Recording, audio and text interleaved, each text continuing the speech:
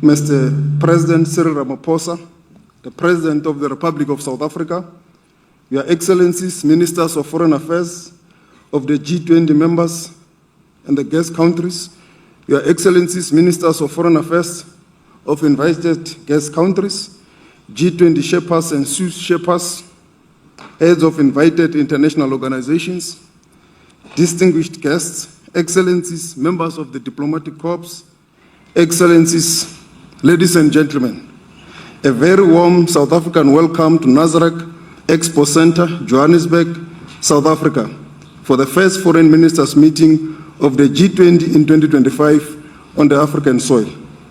It is also the first G20 Foreign Ministers meeting happening in the African continent. We have no doubt that during your stay in our beautiful country, you will experience its captivating beauty, as well as the warmth, friendly, and the diversity of its people. We are gathered here in the hall named Under the Tree. In African folklore and communities, we gather under a tree to have difficult conversations that challenges us. I hope that this hall will present a good platform for all the G20 participants to engage robustly to find solutions to global challenges.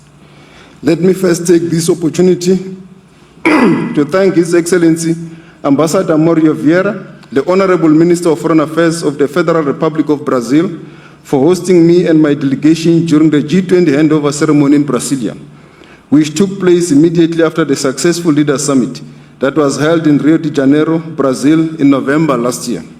South Africa continues to look forward to your guidance as members of the Troika as we navigate through our G20 presidency. In the same breath, I would like also to welcome the incoming member of the Troika, the United States of America. We are confident that this new Troika will be a source of wisdom as we seek to steer the work of the G20 to a successful conclusion. South Africa looks forward to your support and continued contribution. As we have seen in the program that has already been circulated, our meeting today commences with this opening session as well as two main sessions. In the first session, we will discuss the global geopolitical situation, while in the second session, we will deliberate on South Africa's G20 priorities and high-level deliverables. It is our hope that we will have rich and productive engagement on these issues, setting the tone for the remainder of the South Africa's G20 presidency in the lead-up to the November 2025 Leaders Summit. We are honored by the presence of the President of the Republic of South Africa, His Excellency Mr. Matamela Cyril Ramaphosa, whom I have the pleasure to introduce to you to deliver his welcoming address. Mr. President, over to you, sir.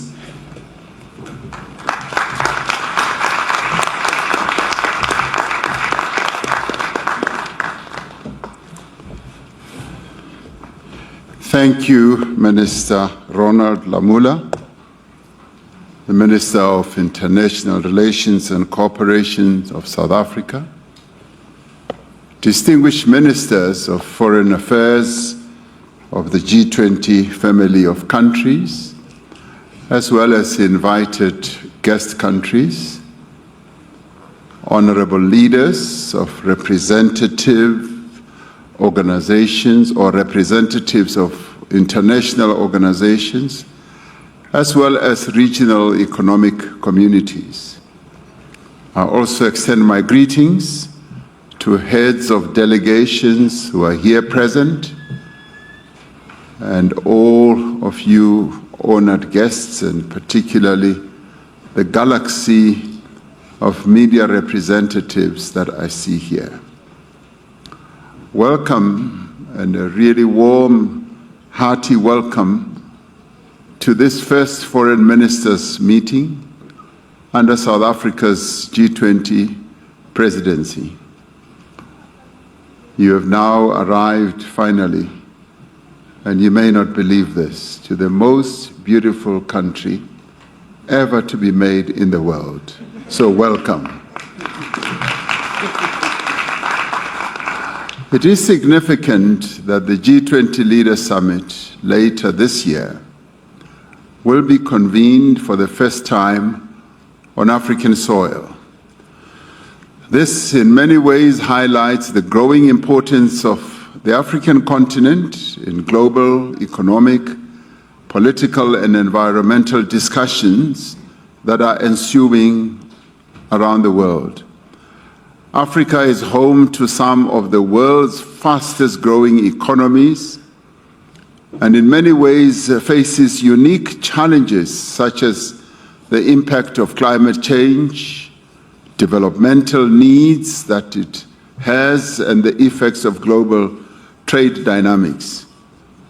This summit's location underscores the need for African voices to be heard on critical global issues like sustainable development, the digital economy, and the shift towards green energy. It is a great opportunity, too, to promote greater collaboration between African nations and the rest of the world. But it is also a great opportunity for all of us as members of the G20 and invited countries to engage in serious dialogue. Geopolitical tensions and rising intolerance, conflict and war, climate change, pandemics, and energy and food insecurity do threaten an already fragile global coexistence. These challenges are interconnected. They require responses that are inclusive and responses that should be well coordinated through various forums such as the G20. Yet there is a lack of consensus amongst major powers, including in the G20, on how to respond to these issues of global significance. Extreme poverty and growing inequality within and among nations weigh heavily on the conscience of the world. We are just 5 years away from 2030, the deadline for achieving the Sustainable Development Goals as adopted by our United Nations. As the international community, we committed ourselves to this very ambitious agenda to end poverty and hunger, to protect our planet, to achieve greater equality, also gender equality, to have universal education, health coverage, and to promote decent work and sustainable economic growth. Our commitment to achieve these targets we must not waver from trying to achieve them. The nations of the world look to the G20 for leadership, for inspiration, and for guidance on the most pressing issues confronting our world, more so now at this time in the history of our world. Just as cooperation supported the progress of early humans, our modern day challenges can only be resolved through collaboration, through partnership, through dialogue, and through solidarity. This is why South Africa has placed as its theme for the G20 the issues of solidarity, equality, and sustainability. These are at the center of South Africa's presidency of the G20. We would like our G20 presidency to be one in which all voices are heard and in which all views should count. The G20 represents over 2/3 of the world's population. Its decisions and policies reflect the needs and aspirations of all who form part of the G20 family. The G20 must also seek to reflect the needs and aspirations of all people who call this planet their home. This year marks 80 years since the United Nations was founded and the UN Charter was adopted. The United Nations was established to reaffirm fundamental human rights, to promote social progress, and to save successive generations from the scourge of war. While these essential goals of the United Nations remain, the world has changed in fundamental ways. The UN must also change accordingly. We continue to call for the UN Security Council, the multilateral trading system, and the international financial architecture to be realigned, to be reformed, to make them more representative, more agile, and more responsive to today's global realities. As the G20, it is critical that the principles of the UN Charter, multilateralism, and international law should remain at the center of all our endeavors. It should be the glue that keeps us together. The conflicts between Russia and Ukraine, conflicts that's raging in the eastern part of the Democratic Republic of the Congo, in the Sudan, in the Sahel, and in Gaza, continue to exact heavy human toll and heighten global insecurity. South Africa welcomes the ceasefire agreement reached between Israel and Hamas as a crucial first step towards ending the severe humanitarian crisis faced by the Palestinian people in Gaza. This ceasefire must lay the basis for a just and lasting peace in line with UN resolutions, in line with international law and internationally agreed parameters. As the G20, we must continue to advocate for diplomatic solutions to conflicts. Our own experience as South Africa is that the peaceful resolution of conflict through inclusive dialogue is the foremost guarantor of sustainable and lasting peace. So, Your Excellencies, the climate crisis is no longer a threat. It is a catastrophic reality that all of us in the world must face. Last year, global average temperature exceeded 1.5 degrees Celsius above pre-industrial levels or industrialization levels for the first time. The impact of climate change places a disproportionate and unjust burden on the poorest as well as the most vulnerable. As the G20, we must seize this opportunity of crisis to innovate and drive sustainable solutions.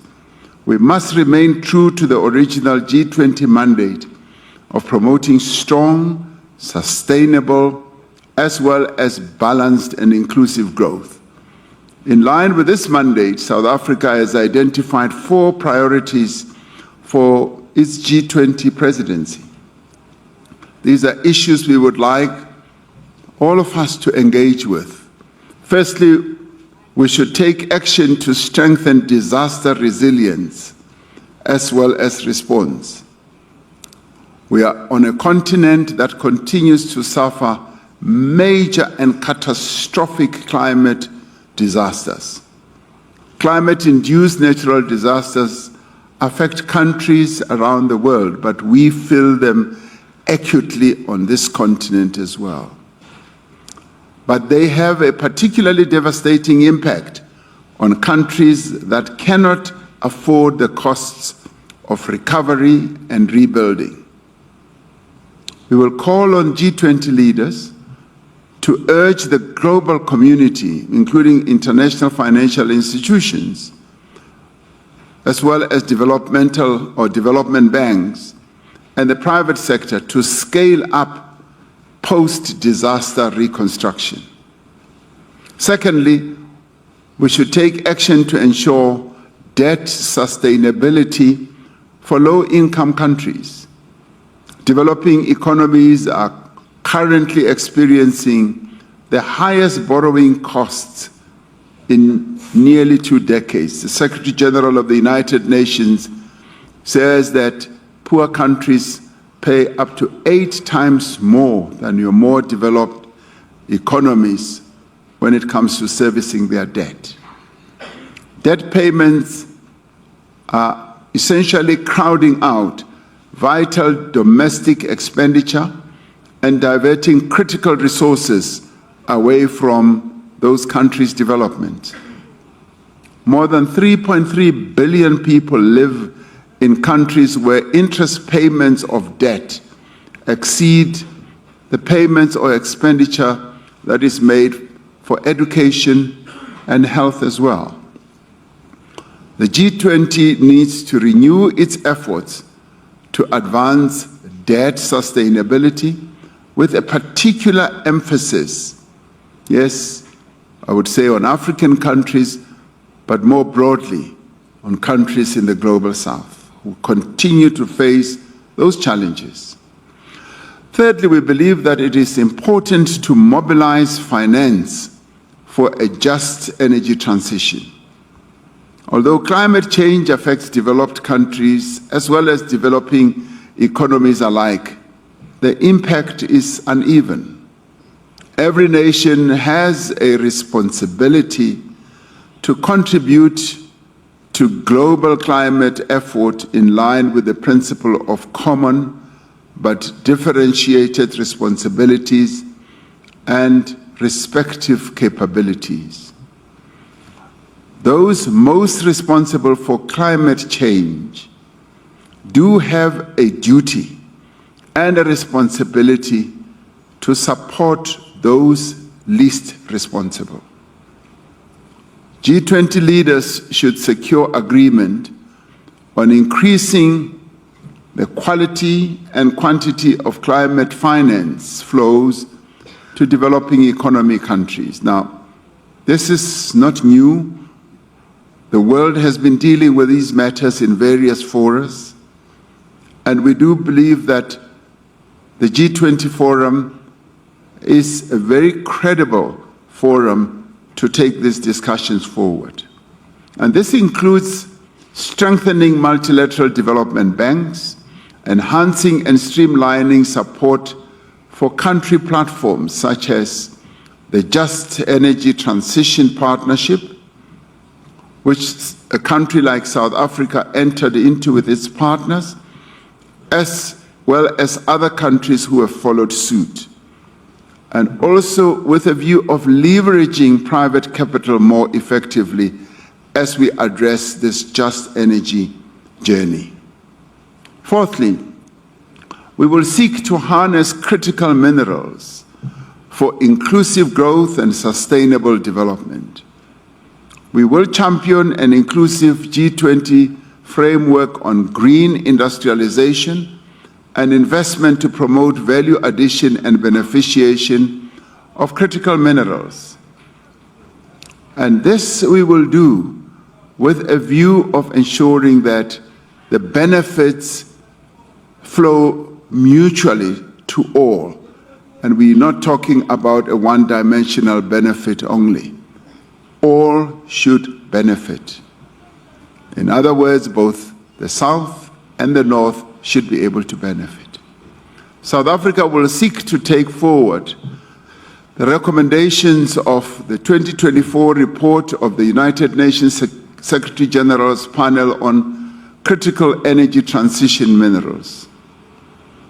Now, long before our freedom was won, South Africa's founding father, Nelson Mandela, spoke of a society in which all persons live together in harmony and with equal opportunities. This universal aspiration is reflected in the UN Charter. As a premier forum for international economic cooperation, the G20 needs to play a leading role in the global agenda for people, planet, and prosperity. As we strive towards a common purpose, I think it is important that we should remember that cooperation is our greatest strength. Let us seek to find common ground through constructive engagement. Through the G20, we should be able to set the coordinates of a new course for human progress, one that is founded on solidarity, equality, as well as sustainability. In the end, we will find that through solidarity, we've been able to make progress as humanity. Through fostering equality, we've been able to be real humans. And through engendering sustainability, we have a better future as humans on this planet ahead of us. This task is now in our hands as the G20 family, and I do believe the various meetings we are going to hold throughout the year, this one being one of the key ones, will lead us in the direction that we all seek to move in. So I thank you, and once again, I welcome you dearly to South Africa. Thank you very much.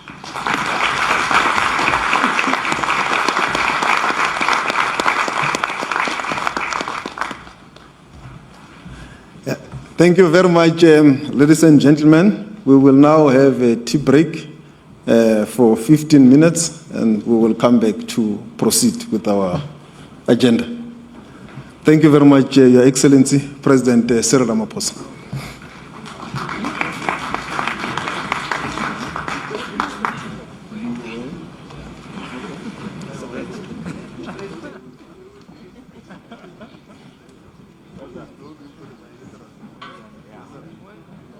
We are going forward.